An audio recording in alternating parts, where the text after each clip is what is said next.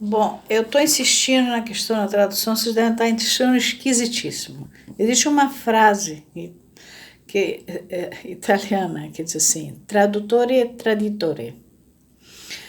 O tradutor trai, ele é traidor, ele altera o texto. Vocês veem que na segunda parte do variante de tratamento padrão, eu tive que insistir com la fin de l'analyse. La fin não era finalidade só, era objetivo, mas era término também, porque a gente estava falando do termo por causa do texto do Ferenczi de 1928 e da resposta que o Freud dá mais tarde, no final, justamente em Marimbad, que é esse congresso que o Lacan não conseguiu abrir a boca em 36. Então, Freud não foi, mas mandou o texto. É importante isso. A gente não pode, eu vou ser criativo na tradução. Não pode ser criativo na tradução.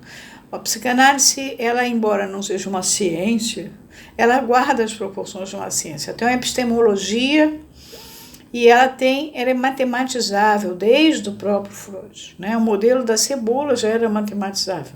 O Jung disse que não aguentaria ficar na psicanálise porque não sabia álgebra. E assim por diante. O Lacan trabalha com matemática o tempo inteiro e com topologia. Então, nós, na verdade, guardamos as proporções de uma ciência em certos aspectos. Não é uma coisa, eu vou ser criativa, não pode. Porque é assim que as pessoas na UIPA deturparam com id, ego e superego lá atrás, os ingleses traduzindo.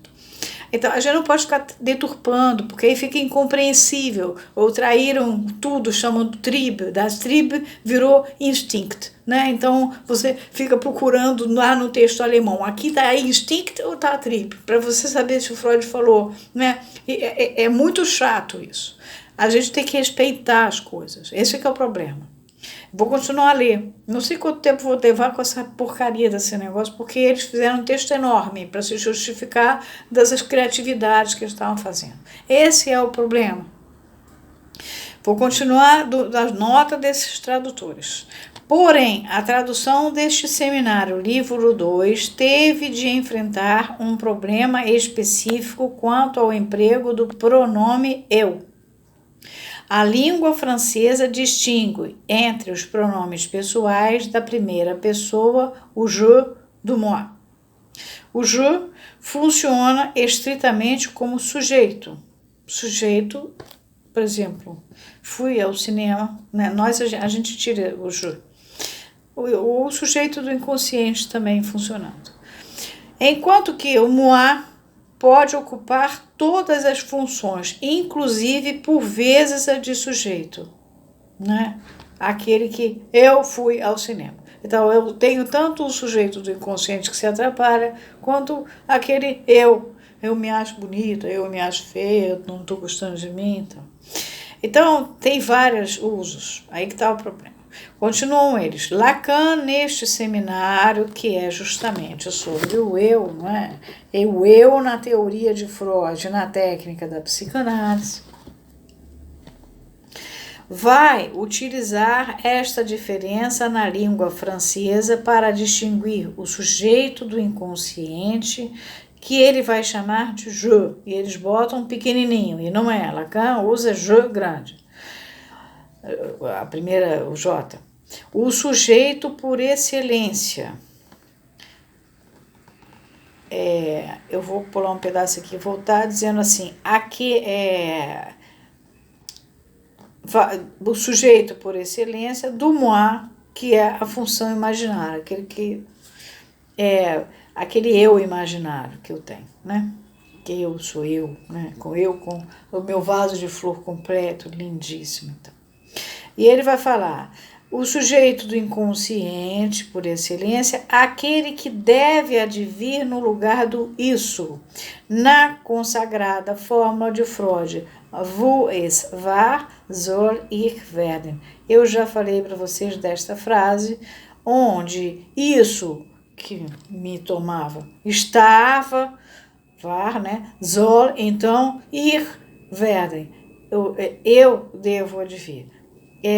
Esse ir é je, não é das is, como o pessoal da IPA queria, por isso que a IPA bota que o eu vai desalojar o id, né? Porque ele bota o das, não existe o das. É ir werden, é o je. Bom, continuando. Para não termos de recorrer às formas derivadas do eu pequenininho, como o me, o mi, etc., o que implicaria uma nova revisão da tradução das três instâncias psíquicas que não se justifica, tivemos que apelar para um artifício.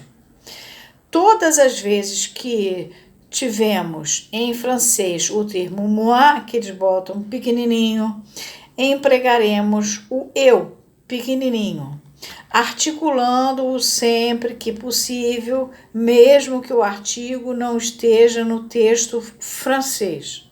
Quanta criatividade! Ao passo que, quando se tratar do je, sujeito do inconsciente, empregaremos eu entre colchetes, sem artigo entre colchetes, mesmo que haja artigo no texto original.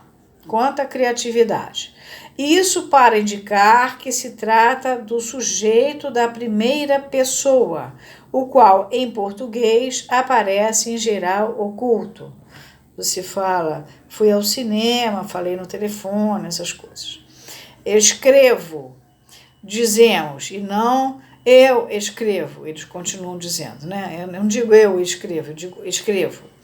Senão, quando queremos enfatizar eu, né? Aí a gente diz eu escrevo.